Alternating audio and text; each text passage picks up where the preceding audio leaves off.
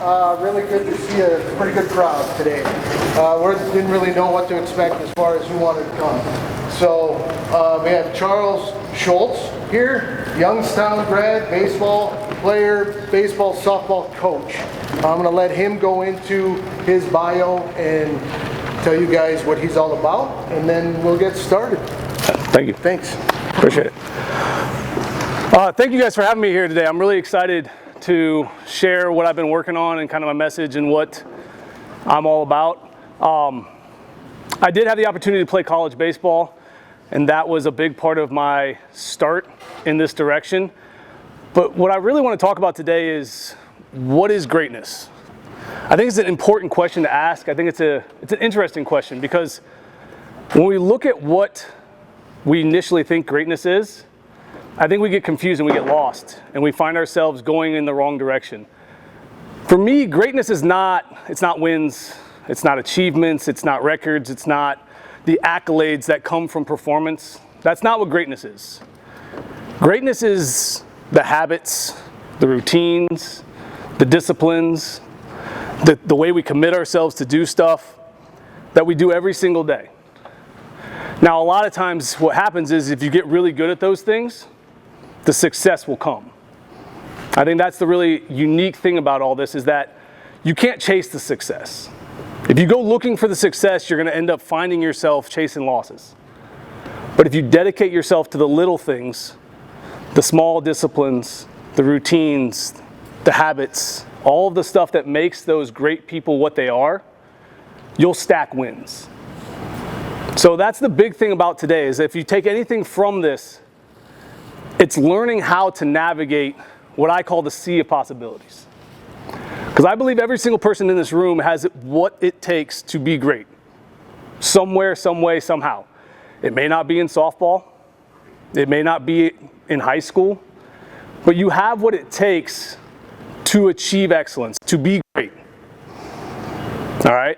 It's up to you to find out what that is and how to do it. So when I look at the greats and I see what they do, they have this ability to, basically, they're taking their boat, which is thrown in the middle of the ocean, and we can go anywhere we want with it. You have full reign to go any direction. It's up to you, though. Will you sit there and let the boat get blown by the wind? Will you stick your oars in the water and row? Will you make things happen for yourself, or will you just wait for it to end up finding land one day? So the greats, they do a couple different things. So I'm going to talk about 6 different things and then an X factor. All right? The 6 things are, when we're out on the ocean, we have wind. All right? Wind is our motivation. We have to be committed. All right? Commitment is sticking your oars in the water and doing the work. There's no shortcuts. There's no ways around the work. You have to be disciplined. All right? You have to set your sails every single day, whether there's wind or not. The little disciplines are huge, and they stack up over time. All right? You're going to have to figure out what you're passionate about. That's our rudder. And what your purpose is. That's our compass. Those 2 things work together, and they're very, very important, and I'll get more into those as we go. But I want you to think about those things now. What is it that you're passionate about? Does it line up with your purpose? Along the way, you're going to face some adversity. Those are the storms. There's no avoiding the storms on the sea. You can't sail around them. Sometimes you just have to hunker down and go through them. But no matter who you are and what you do, you will face adversity. It's unavoidable.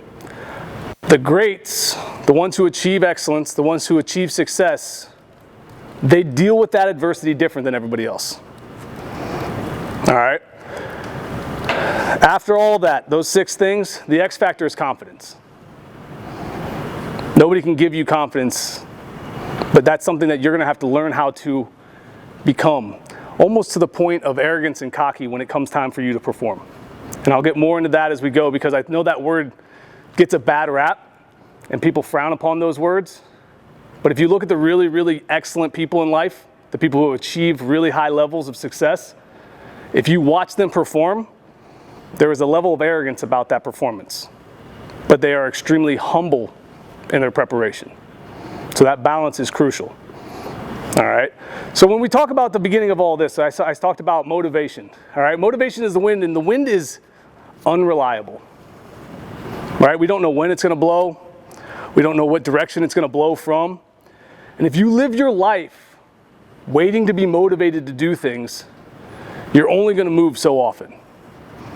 If we're stuck out on the ocean and we're just waiting for the wind to blow to take us where we're going to go, there's going to be a lot of times where you're just sitting there waiting. How many of you have ever gotten up and you had practice in the morning and you're like, man, I'm not motivated to go to practice today? It's part of life. That's part of it. But you're still here, right? Your alarm goes off at 6 in the morning and you got to get ready to go to school. Man, I really want to hit snooze. I want to go back to bed. But you get up. You get moving. The greats don't wait to feel motivated to do things. They make it happen. We can't sit here and hope that one day we're going to wake up and have all this, man, let's go. I'm motivated. I'm going to knock all these things out that I have, A through Z, ready to roll. I'm good. That doesn't happen like that. That's where the commitment comes in. That's where we got to stick our oars in the water. The days where we don't feel like we want to do things, you got to row your boat. You got to stick those oars in the water and you got to get some work in. All right? There's a lot of times in life where you really want to get something to happen for yourself, but you're not feeling motivated. If you just get going, you'd be surprised how often the wind shows up. If you point your boat where you want it to go and you stick your oars in the water and you start rowing, there's many times throughout my life that I didn't want to do things, but I decided, you know what, today I'm going to start moving. I'm just going to take a step. And then all of a sudden there's a gust of wind. I'm going to take 3 more because I'm going to ride the wind when it shows up. When I was growing up, I played baseball at Thomas Worthington. I don't know if you guys know where that's at. It's just a little bit ways up the road there. I was a shortstop, and in my senior year, there was this play. There was a hard ground ball to my right. I take a couple hard steps, dive, lay out, make this play, try to pop up to my knees to make this throw, and as I'm getting to my knees, I try to make the transfer, and I drop the ball. The ball lands. I save the run. Nothing happens. Nobody gets out. It wasn't a bad thing. But in that moment, my coach comes flying around the corner of the dugout screaming at me, "Get to your feet, throw the damn baseball." I'm like, whoa, what did I do? I thought I made a great play. After the game, he pulls me aside, and he comes up to me and he goes, Charles, you've got a lot of abilities. You're very good at this game. But you were lazy in that moment. I stopped doing the work. I thought that maybe, I could be an all-star today and make a play from my knee and get on ESPN. There were no cameras back then, just so you guys know. I'm too old for that. There's nobody recording my games. But I was trying to do something that I hadn't earned the right to do.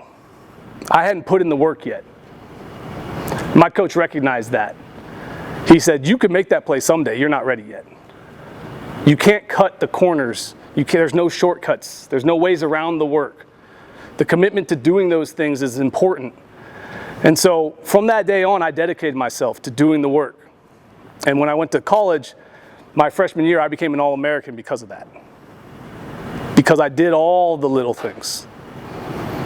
I didn't skip any reps. I didn't cut any corners. And it made a big difference on my trajectory in my career. But an interesting thing happened then. My sophomore year, I didn't do the work.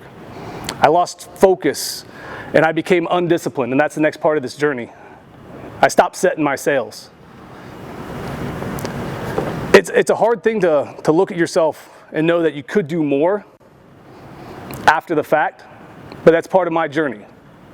I went from being an All-American to being an okay shortstop. I had a decent rest of my career. I helped my team win a championship, had a career 300 average. It was okay. I could have done more. But I wanted to do other things. I got distracted. I stopped setting my sails. I stopped checking my direction. I stopped looking at my compass. And over time, those lack of disciplines that I had cost me. And that's a sad reality of it all. But that's part of the journey. You have to be able to recognize these things. You have to show up every day. You have to set your sails. If in the softball world for you guys, you have to take extra reps. You have to focus on your defense. You have to pay attention to studying the game. You have to get good grades or you can't play. The little things matter immensely. And it's a hard lesson to learn, But if it's one you can grasp early, it'll take you very, very far. So that discipline is crucial, and the greats are extremely disciplined. I don't know how many of you know the name Kobe Bryant. He's kind of famous. He was known for getting up at 4 a.m. and going to practice before everyone else woke up. He wasn't afraid of the work, right? If you look at the people that you look up to in this world, I promise you, while it may not look like it, they outwork everybody else in the room. They do all the little things very, very well. There's a lot of people that when you look at where they're at now, you're seeing the shiny object, the finished product. They earn the right to do the things that you get to see them do by doing all the tiny little things way down here. And that's a really fun thing, is if you can find the passion and joy to do those little things, it will take you really, really far.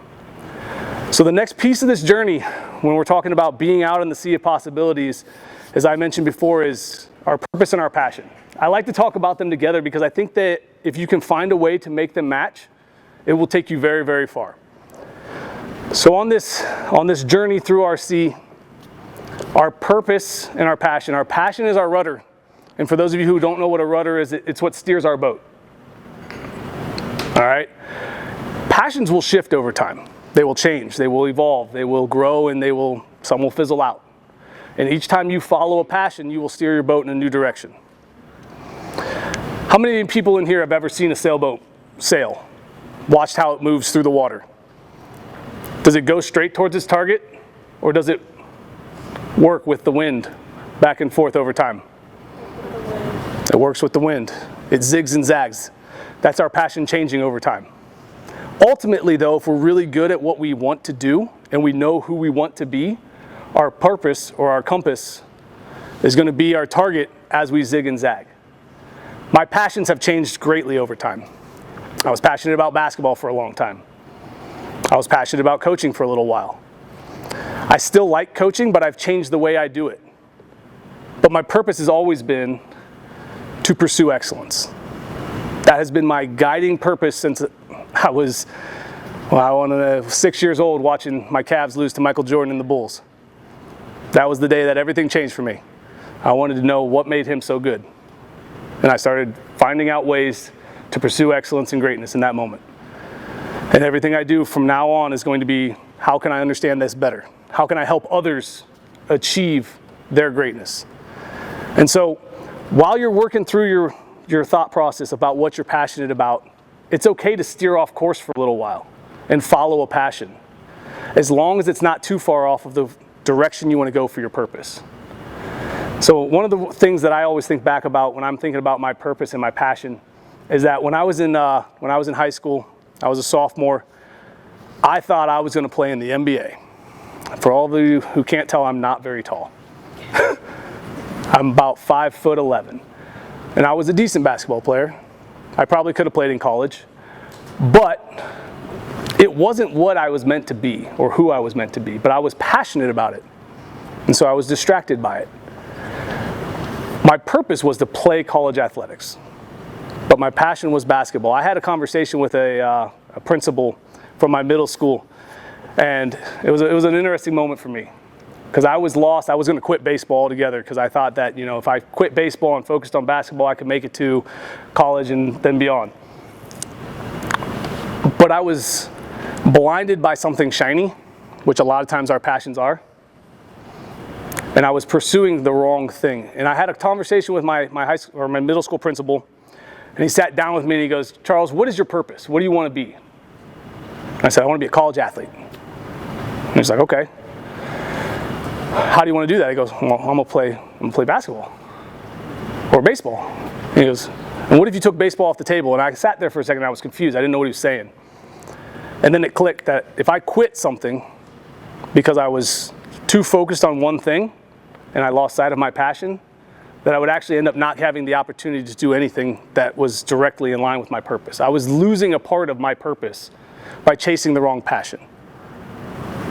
And it's a complex thing, it's an interesting thing, and it's something that you're gonna have to battle with throughout your life.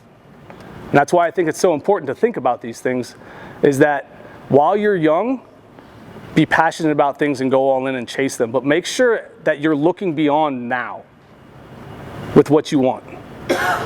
If you want to be a college athlete, make sure that what you do lines up with that.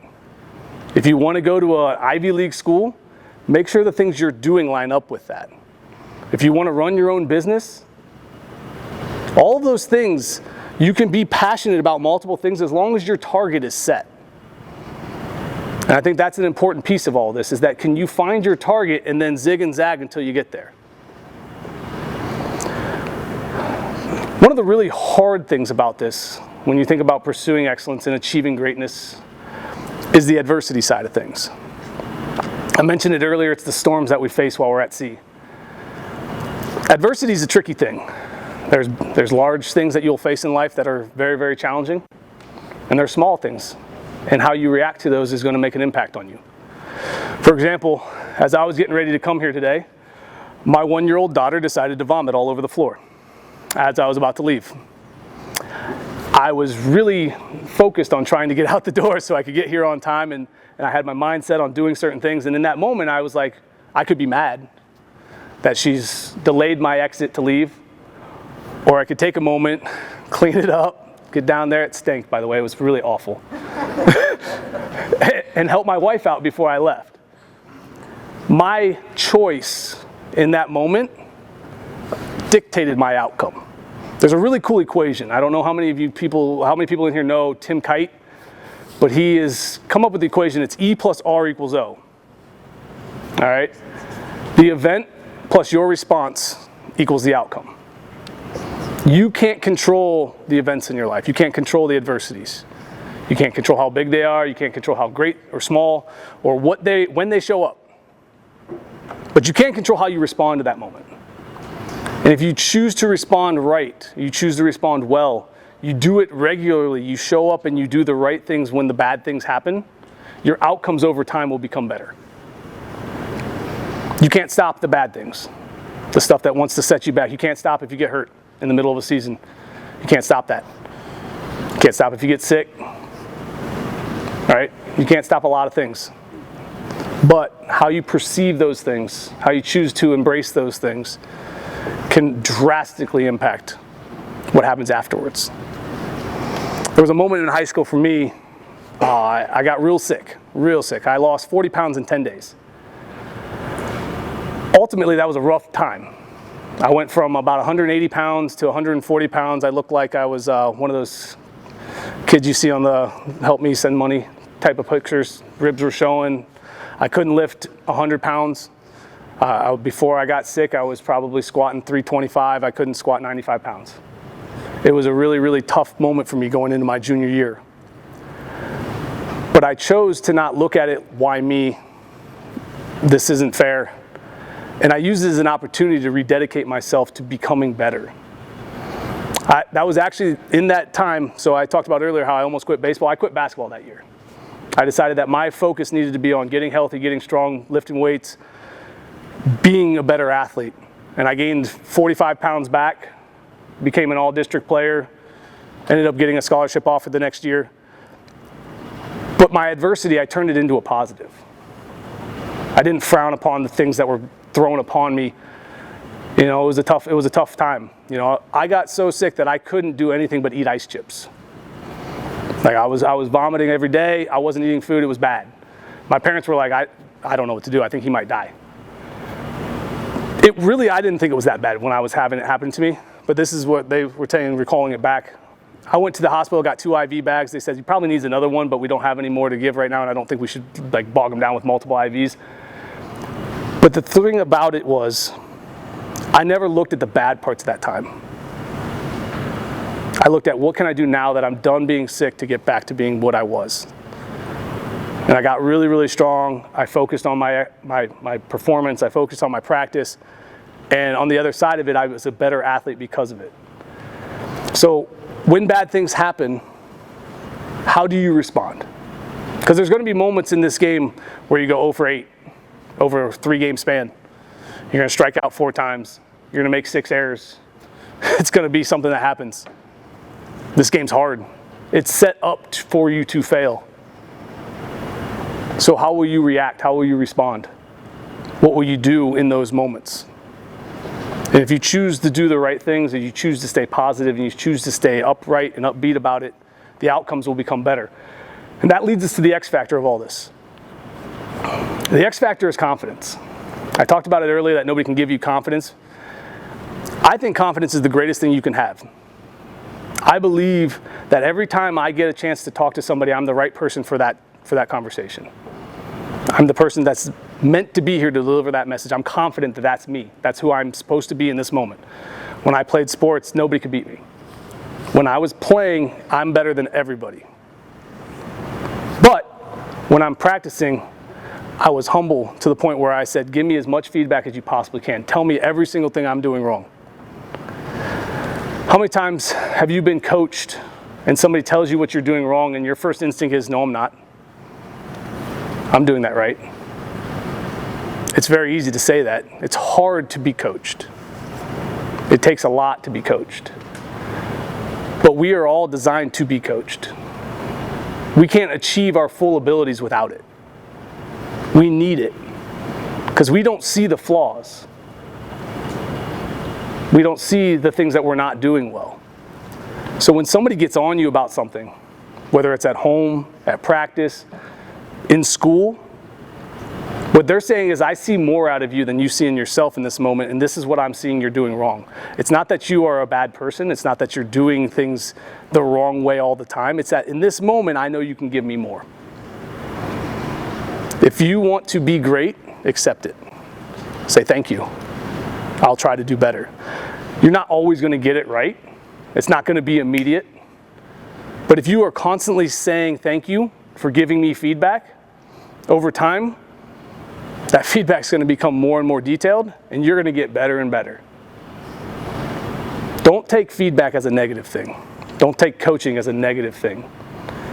In preparation, be humble. Be hungry to learn. Want to get better. And then when it's time to perform, you're the best for the job. No matter what that job is, it's yours. Own it. I'm great for this job. Pinch runner, I'm going to steal 2 bases. I'm going to score on a pass ball. You get thrown in a defensive opportunity, I'm going to make a diving play and save the game. Pinch hit at bat, that pitcher doesn't have anything. Your performance self needs to be confident. You need to believe that there is nobody better for the moment that you're in than you. If you can do all that and you can lean into being that person, performance becomes a lot more fun. The games become a lot more fun. And your growth becomes exponentially increased. So, from this conversation, if anything, I hope that you find a way to dig into that confident self. Of all the things that I'm talking about today, if you can find that person, you will succeed a lot more than you will fail. But along this journey that you're on, be confident in who you are. Lean into the adversities that happen. I know it's hard. I know they're tough. I know they suck. But respond to them appropriately, and the outcomes over time will become better. Find what your purpose is, and be passionate about how you chase it. Show up every day and do the little things. All right? Don't skip out on the work. Put your oars in the water and row. And when the wind does blow, and it will, ride it and make yourself move forward even more. So whatever you choose to pursue in this life, I hope you choose to pursue it with excellence in everything that you've got, and be great. Thank you.